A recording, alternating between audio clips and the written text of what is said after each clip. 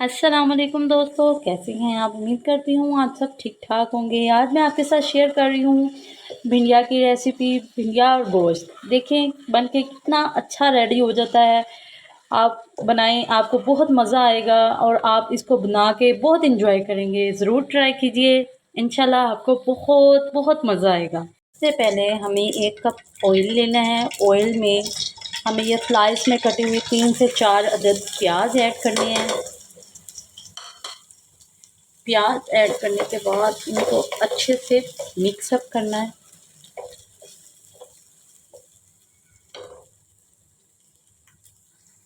हमें इन प्याज को तब तक फ्राई करना है जब तक इसमें एक अच्छा सा कलर ना आ जाए, जब तक ये ट्रांसपेरेंट फॉर्म में ना आ जाए तब तक इनको फ्राई करना है। इस पे आके ये देखें प्याज ट्रांसपेरेंट और लाइट पिंक सा कलर हो गया है। बहुत अच्छे से प्याज हमारा फ्राई हो चुका है। अब इस पोजीशन पे आके हम इसमें ऐड करेंगे भिंडियाँ। ये मेरे पास भिंडियाँ हैं आधा किलो। इसको हम अब इसमें अच्छे से हाई फ्लेम पे फ्राई कर लेंगे। ये देखिए माशाल्लाह हमारी भिंडियाँ कितनी अच्छे से फ्राई हो रही हैं। इसको बहुत प्यारा सा लाइट ग्रीन सा कलर आ रहा है। मज़ीद इसकी हम थोड़ी सी और पकाई करेंगे। इसको अच्छे से हम फ्राई करेंगे।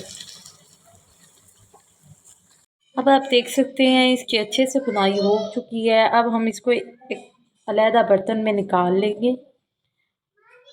ये देखिए भिंडियाँ मैंने साइड पे निकाल के रख ली हैं और उसी ऑयल में अब मैं डालूंगी अदरक और लहसुन का पेस्ट और उसको अच्छे से फ्राई करेंगे।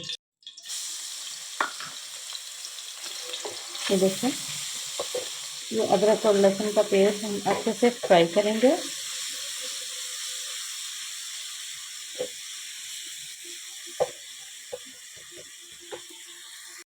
अब इसमें 3 से 4 कटे हुए टमाटर ऐड कर रही हूँ और इनको अच्छे से हम फ्राई कर लेंगे।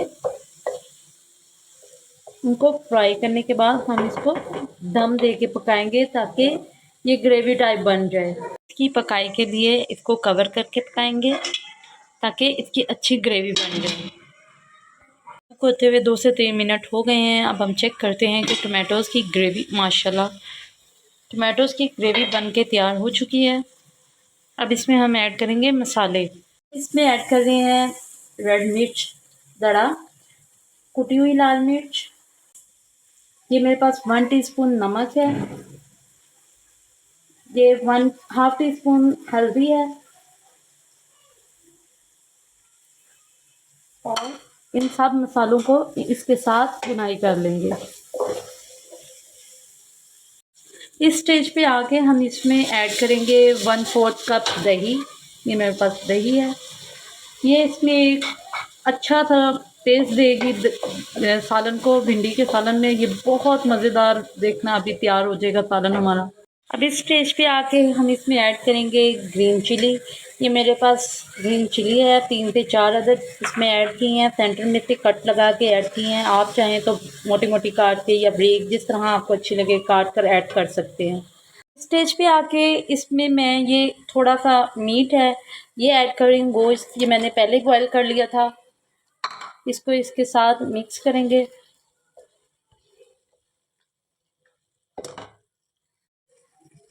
इस स्टेज पे आके हम इसमें ऐड कर रहे हैं जो हमने फ्राई करके रखी थी भिंडिया, वो इसमें ऐड कर देंगे और इसको इसके साथ अच्छे से मिक्स कर देंगे।